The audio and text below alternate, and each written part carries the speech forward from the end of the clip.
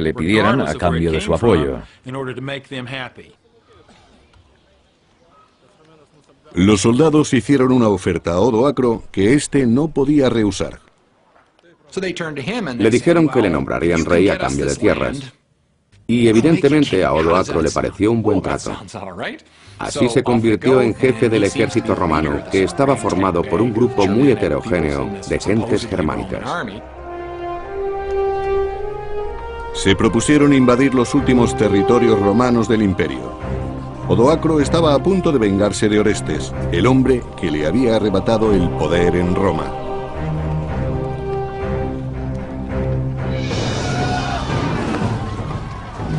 Inmediatamente sus huestes empezaron a saquear las ciudades romanas. Según los historiadores, estuvieron saqueando ciudades durante varios días. A los ricos les arrebataron todo su dinero. Los soldados bárbaros habían arriesgado su vida por un imperio que no sentían como suyo y consideraron que Roma tendría que pagar con sangre lo que no podía pagar con dinero ni con tierras. Su situación era comprensible. Los soldados del imperio no tenían buenos salarios y de repente un día dejaban de pagarles. Y no ocurrió en una sola ocasión, sino en varias. Estaban al borde de la pobreza y a nadie le interesaba ser leal a un ejército que les dejaba morir de hambre. Odoacro estaba a punto de conseguir aquello por lo que tanto había luchado: ejercer su dominio sobre Roma y sobre Orestes.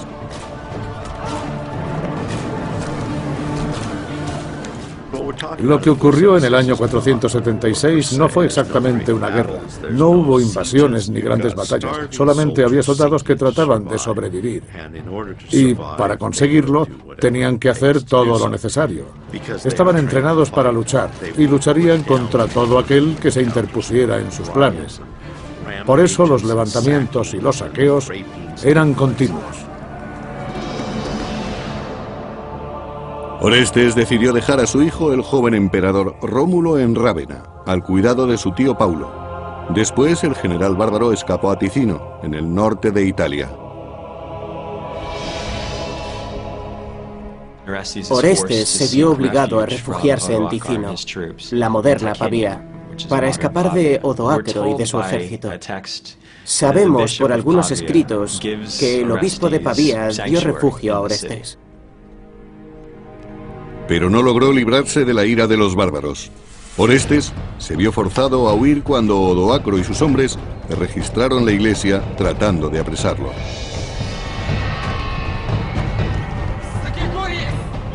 Los hombres de Odoacro robaron todas las limosnas y los donativos para ayudar a los pobres. Y también quemaron muchos edificios, incluida la iglesia. Orestes se dio cuenta de que su sueño de reconstruir el imperio era irrealizable. A Odoacro no le importaba la gloria de Roma. De hecho, hacía ya mucho tiempo que había dejado de existir para él. Pero entonces, ¿cuáles eran sus aspiraciones?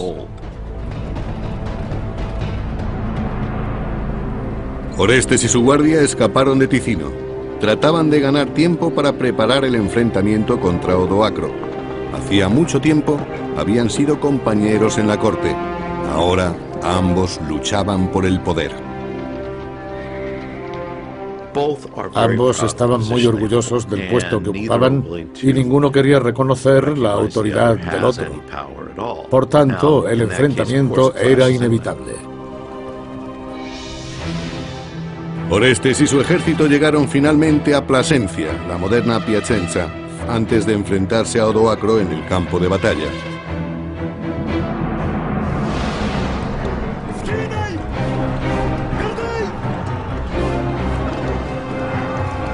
Pero Orestes era inexperto y tenía pocas posibilidades frente a las despiadadas tropas de Odoacro.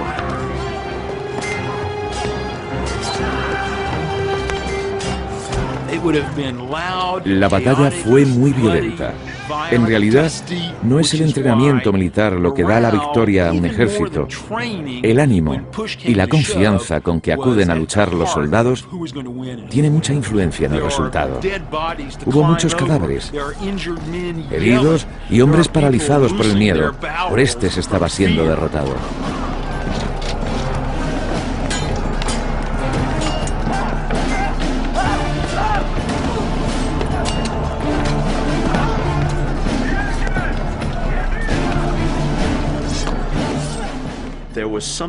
Todavía había soldados que creían en el imperio y en que algún emperador lograría devolverle su antigua gloria. Para ellos, el imperio seguía existiendo, aunque ahora sabemos que nunca habrían logrado recuperarlo. Aunque fuera una locura, Orestes se negaba a admitir la derrota.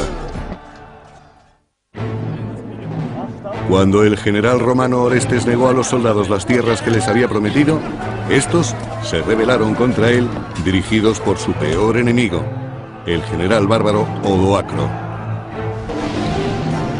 En el campo de batalla de Plasencia, los dos rivales lucharon por el poder, igual que antes hicieran en el salón del trono del emperador.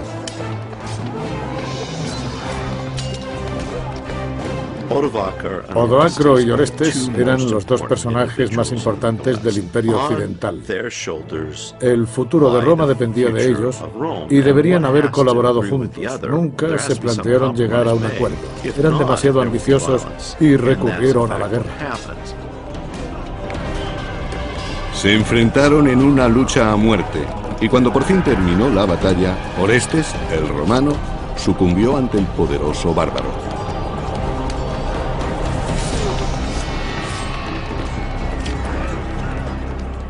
No sabemos exactamente qué ocurrió cuando Odoacro capturó a Orestes, pero se cree que lo mató de algún modo rápido y brutal. No se celebraron ceremonias ni funerales en su honor. Orestes simplemente desapareció.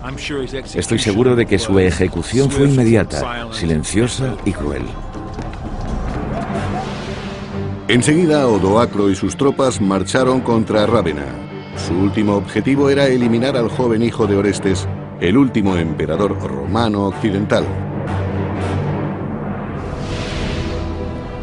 Rómulo Augustulo, de 12 años, y su tío Paulo desconocían la muerte de Orestes y no estaban preparados para el ataque de los hombres de Odoacro.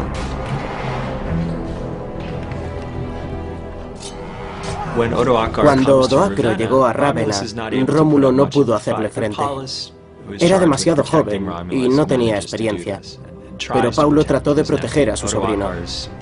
Los hombres de Odoacro mataron a Paulo y capturaron al emperador. Aterrado, el joven trató de escapar. Era el último emperador romano y los bárbaros habían decidido eliminarle. No pudo esconderse de ellos. No tenía escapatoria. En realidad, Rómulo no era más que un títere. Odoacro no tenía motivos para asesinarlo. Pero el despiadado guerrero tomó una decisión sorprendente. Perdonó la vida al joven emperador y lo envió al exilio. Al perdonarle la vida a su enemigo, Odoacro mostró una gran clemencia. Con esta actitud, demostró a los romanos que era un soberano justo. En el año 476, Odoacro se convirtió en el primer gobernante bárbaro de Roma. Aunque ahora Odoacro era rey, no era el rey de Roma ni del imperio. Solo era el rey de sus huestes, de aquel variado grupo de gente que constituía el ejército. Odoacro fue rey, no emperador. El imperio romano, que surgió en el año 27 a.C., había desaparecido 500 años después de su nacimiento. Fue el final de los emperadores romanos en Occidente. El siguiente gobernante fue rey.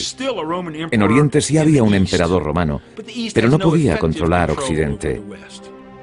Desde el punto de vista político, la situación había sufrido un gran cambio. Desde Constantinopla, el emperador oriental Zenón conoció la noticia de la caída de Roma.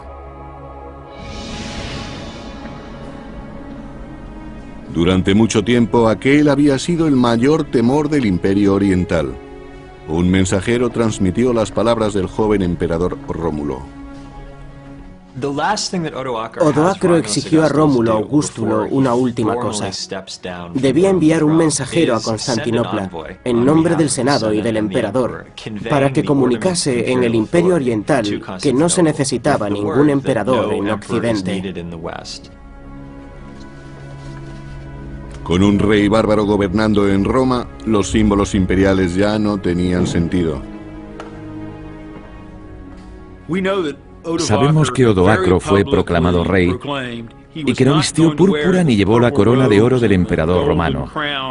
Él mismo decidió prescindir de los símbolos y las costumbres de Roma. Odoacro tenía la intención de ser algo nuevo, el rey de Occidente, no el emperador. Las vestiduras, coronas y joyas quedaban para el emperador de Oriente. Para Odoacro estas riquezas ya no significaban poder y prestigio, sino fracasos y pérdidas. Los bárbaros y sus familias se asentaron en las tierras que habían pertenecido a Roma. Eran los territorios por los que tanto habían luchado. Occidente estaba ahora en sus manos. Odoacro cumplió lo que había acordado con sus soldados y les dio lo que les había prometido. Demostró a su ejército que era un hombre de palabra. Los territorios del imperio fueron rápidamente ocupados por los bárbaros. Las haciendas se llenaron de mujeres y niños. Al principio, Roma se fortaleció porque aceptó a los extranjeros, pero cuando los bárbaros empezaron a llegar en gran número y quisieron formar parte del Imperio Romano, los romanos ya no pudieron ni quisieron aceptarlos como habían hecho antes. Sus razones eran muy complejas, pero fue un error. El hecho de no aceptar a los extranjeros fue lo que poco a poco debilitó al imperio y uno de los motivos principales de la caída de Roma. Pero a pesar de la caída del imperio, su legado sobrevivió. En lugares remotos como monasterios y bibliotecas, la cultura de la civilización romana se salvó y conservó milagrosamente. El recuerdo de Roma perduró en aquellos lugares en los que prevalecía el deseo de aprender. Muchos libros registraron las costumbres de aquel imperio y con el tiempo sus tradiciones, su literatura y su cultura llegaron a considerarse los cimientos de la sociedad civilizada. Roma nos ha legado una inmensa cultura, especialmente a nosotros, a Occidente, y también muchas instituciones y terminología. Las lenguas que hablamos tienen su origen en Roma. No podríamos escapar de la herencia del imperio, aunque lo intentáramos. Y eso es lo más importante de todo.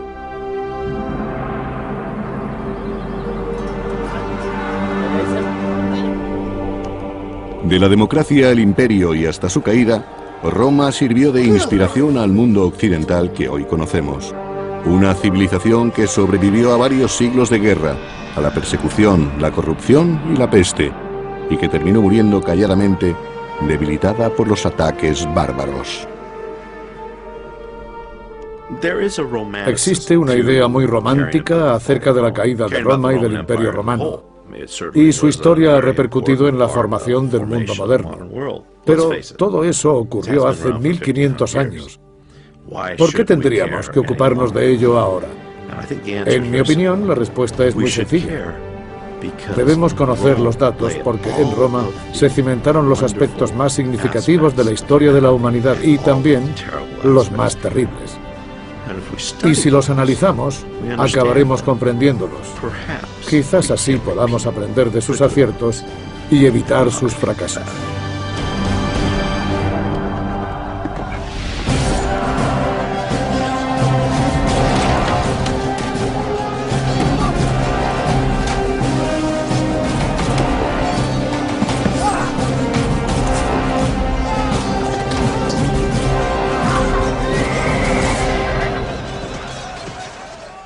Orestes, el hombre que le había arrebatado el poder en Roma.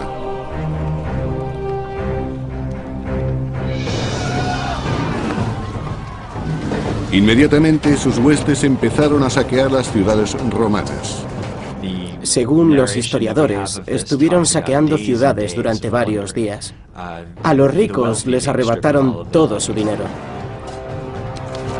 Los soldados bárbaros habían arriesgado su vida por un imperio que no sentían como suyo y consideraron que Roma tendría que pagar con sangre lo que no podía pagar con dinero ni con tierras.